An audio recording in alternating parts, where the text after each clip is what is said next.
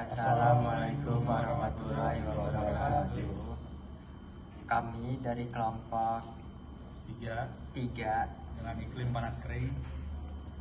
Kami dari kelompok 3 dengan iklim panas kering yang berada di daerah Provinsi Nusa Tenggara Timur, Kota Kupang. Sebelumnya, izin memperkenalkan diri, saya Muhammad Badi Cahyadi dengan NPM 24150120068 sebagai moderator. Saya Mas Treger dengan NPM 2455012 sebagai pemateri 1.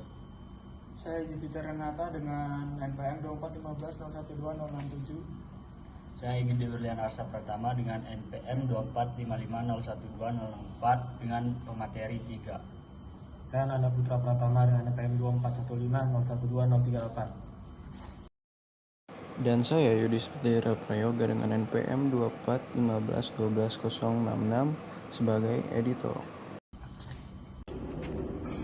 Baik, saya di sini akan menjelaskan apa saja yang akan dijelaskan dalam kelompok kami.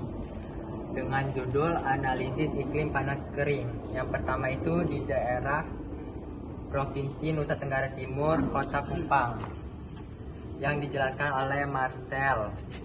Yang kedua itu analisis arah mata angin yang akan dijelaskan oleh Ananda Putra.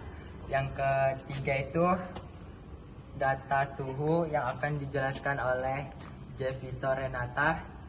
Yang keempat itu lintas matahari yang akan dijelaskan oleh Aigede Berliansyah. Langsung saja akan dijelaskan oleh pemateri.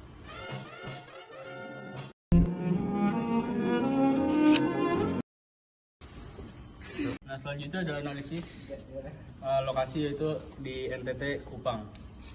Yang pertama ada lokasi geografis Kupang. Kupang berada di Pulau Timur bagian barat dekat 10 derajat lintang selatan, masuk zona tropis selatan. Pulau ini didominasi dataran rendah dengan perbukitan kapur, menyebabkan tanah cepat mengering dan sedikit menyimpan air. Vegetasi khas berupa savana dan semak berlukar tahan kekeringan. Pos. Di sini saya akan menjelaskan data suhu. Karakter iklim Kupang tergolong tropis sabana kering. Musim hujan singkat, biasa terjadi di Desember sampai dengan Maret. Sisanya dominan kemarau. Temperatur lebih tinggi. Di siang hari bisa 34 derajat Celcius lebih dengan kelembapan sedang. Sangat berbeda dari iklim tropis basah, misalnya di daerah Jawa atau Sumatera. Parameter iklim rinci, suhu tinggi di siang hari atau malam hari sejuk. Penting untuk perancangan termal bangunan. Angin timur atau musim kemarau bersifat kering dan membawa debu, sementara angin barat musim hujan. Dia lebih lembab. Radiasi matahari tinggi, baik untuk strategi pencahayaan alami dan panel surya. Kekeringan ekstrim bisa berlangsung hingga 7 bulan tanpa hujan. Dan selanjutnya responnya, yaitu yang pertama menggunakan tanaman peneduh untuk menciptakan mikroklimat sejuk. Dan yang kedua ventilasi silang. Ventilasi silang untuk meningkatkan pendinginan pasif. Dan yang ketiga yaitu ada peneduh untuk mengurangi panas langsung dari matahari. Dan yang terakhir, warna bangunan cerah untuk memantulkan panas sinar matahari. Selanjutnya ada tantangan lingkungan ya.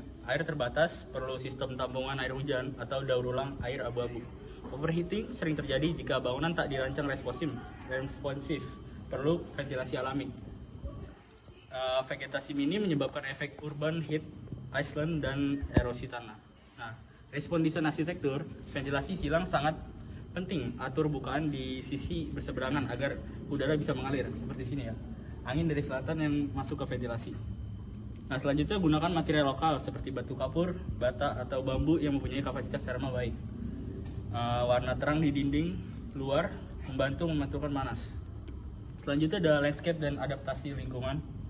Lingkungan tanam vegetasi lahan kering, lamtoro, akasia atau lontar untuk naungan dan penyaring debu agar debu tidak masuk ke dalam bangunan.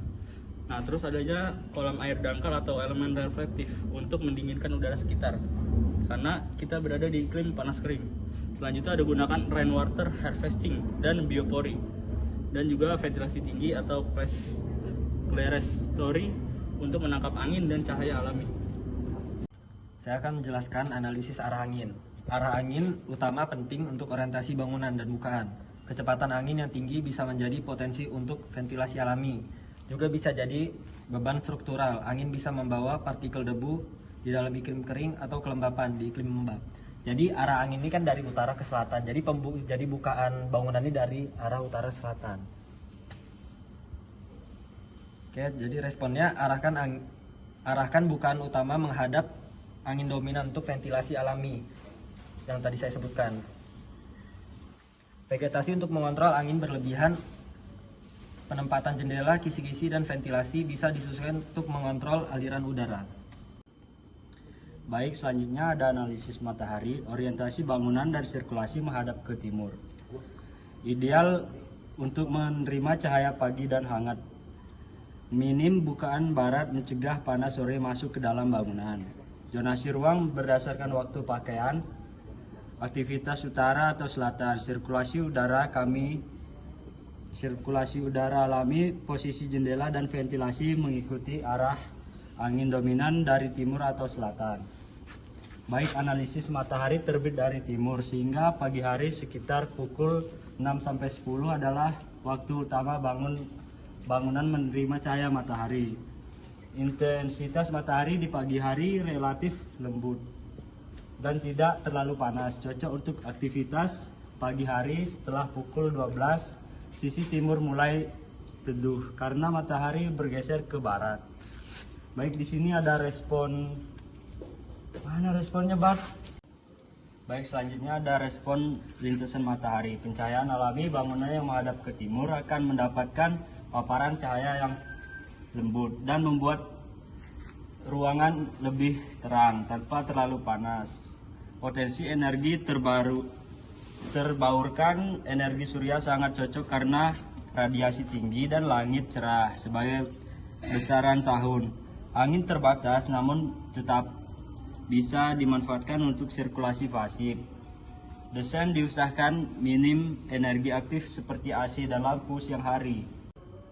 Jadi kesimpulan yang kita dapat dari video sebelumnya adalah bahwa memahami karakteristik iklim Kupang secara mendalam adalah kunci untuk merancang bangunan yang tidak hanya nyaman dan fungsional, tetapi juga selaras dengan alam dan efisiensi secara energi.